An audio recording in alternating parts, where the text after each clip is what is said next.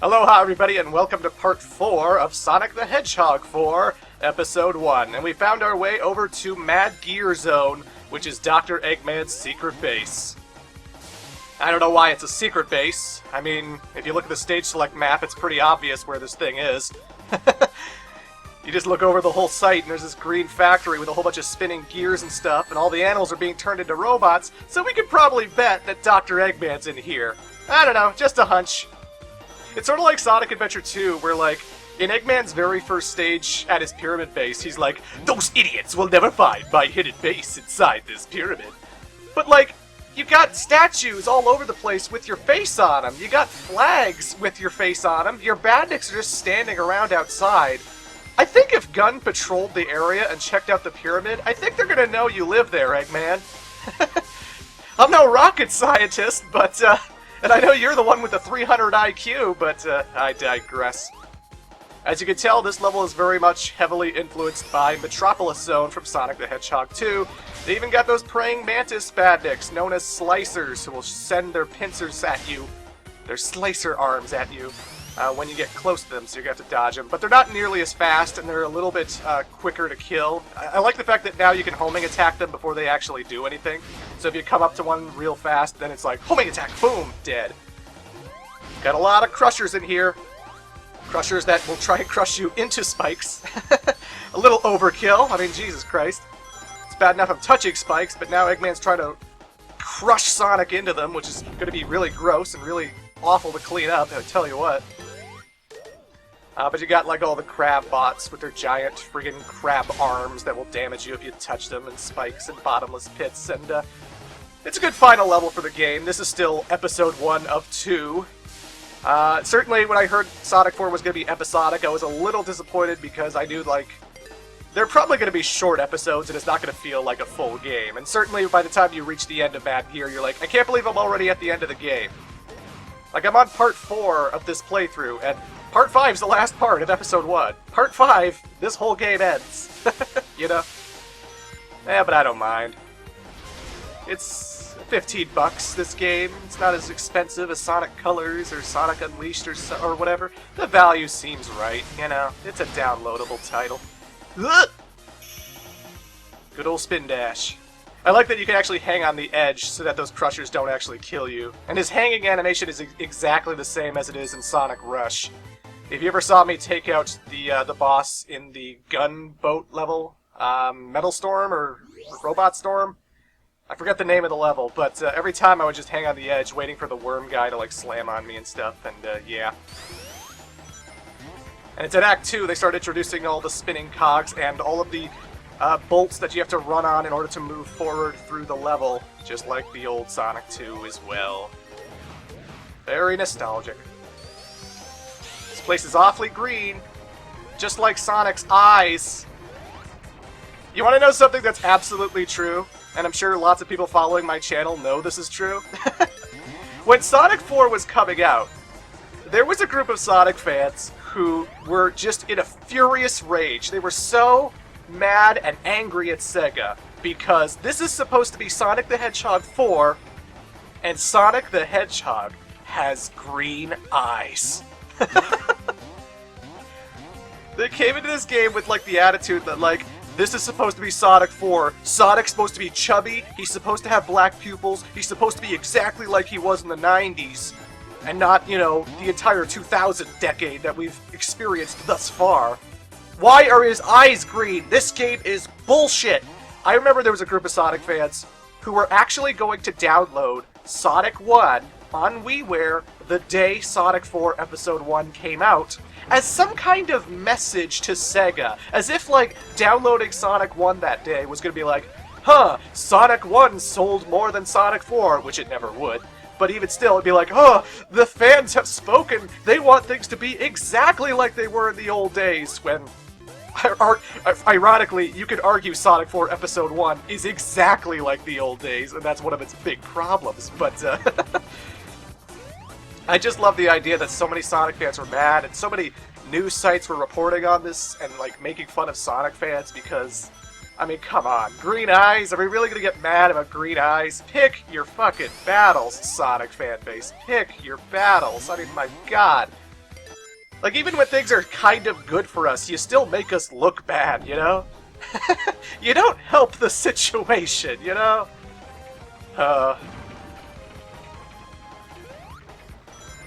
Also, some people may be wondering, during my Sonic Advance Let's Play, I called Sonic Advance the true Sonic 4.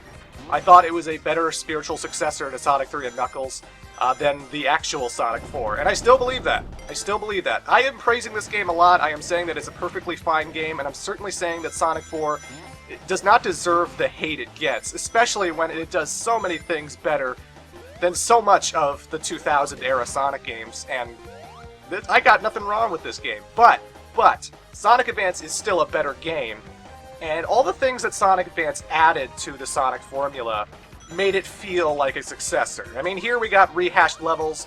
We can only play as Sonic. You can't play as Tails in Episode 1. You can't play as Knuckles in Episode 1. No Amy, no Cream. In Sonic Advance, we had Sonic, Tails, Knuckles, and then Amy was introduced, so we could actually play as Amy.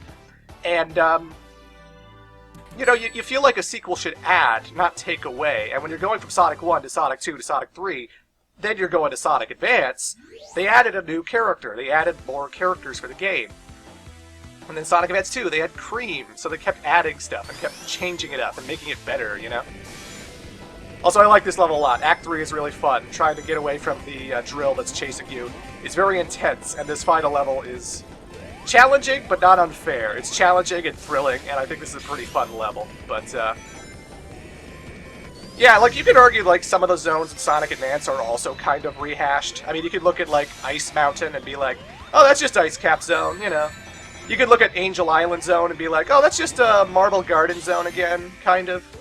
You know, you could look at the Secret Base level and be like, oh, it's a Lava Factory, you know, it's kind of similar to Scrap Brain and stuff. It wasn't like a crazy leap from what Sonic games were before, but, you know, it had the Green Eye Sonic, it had the new sprites.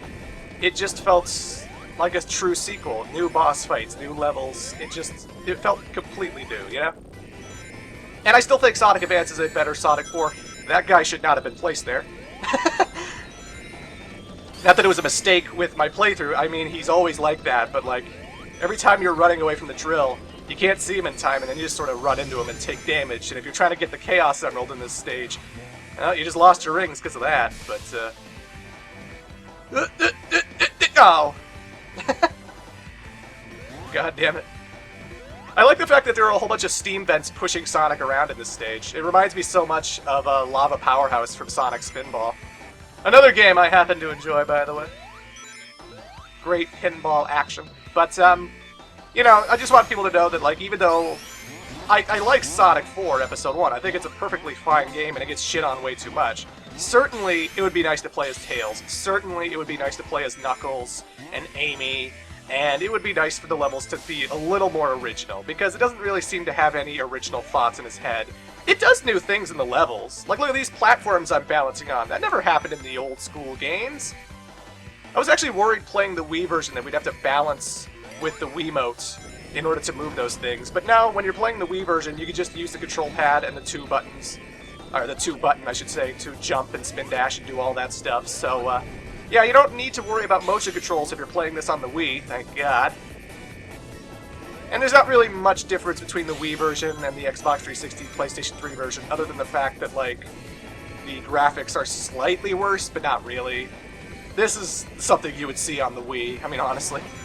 And, you're probably better off not getting the Wii version, because if you want to get the extra content for Episode 2, Episode 2 never came to the Wii. So if you're going to try, if you want to try Episode Metal, which is this extra little feature you get for Episode 2, for owning a copy of Episode 1, you might want to get this game on Steam, you might want to get this game on Xbox 360 or PlayStation 3, because the Wii version never got Episode 2 due to size restrictions or whatever. But anywho, ladies and gentlemen, we're fighting Dr. Eggman. This boss is very similar to the Metropolis boss, but it's actually a little bit different, and it's a huge inverse of what you remember from the old days. The bubbles shoot out Eggmans, and those Eggmans are bombs, and they will actually damage Sonic if he touches them. In the old game, when you destroyed the bubbles, the balloon would come out. Well, actually, the bubbles would actually hurt you, and then when you hit Eggman, like a balloon would pop out and you wanted to pop it, and you wanted to keep popping all the balloons until they were gone, and then you took out Eggman. Here, you're just supposed to hit him, and the balloons won't actually hurt you until the bomb parts come out. And my pro tip, don't homing attack for the first phase, because when you homing attack, you bounce out, and then you don't go into ball form anymore. And when you're not in ball form anymore, and Eggman lunges forward, you might accidentally fall into the bubbles and stuff. But anyway, with the second phase, I'm air dashing a lot in order to gain a lot of speed, and then I'm catching up to him, and I'm homing attacking him. And sometimes he'll send regular egg bombs that are just bouncing normally. Sometimes he'll send blue egg bombs, which bounce faster. And other times he'll send yellow egg bombs that are going to be huge, and you can't jump over them. And you'll have to really time when you walk under those. But,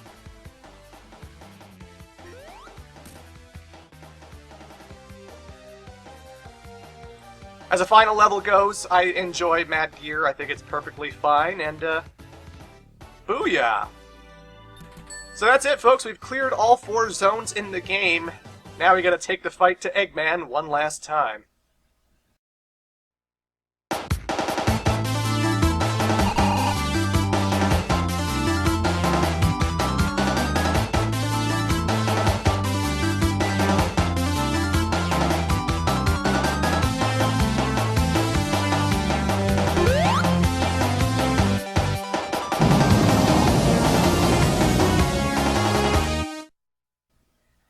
That's a good thing Tails Rocket was there. And also, yeah, Mad Gear was like totally close to Splash Hill Zone. Ignore this map, they were super close to each other. But ladies and gentlemen, we have one more zone to go, and it's not really a 3-act zone, it's really only one stage where we're going to be fighting a boss.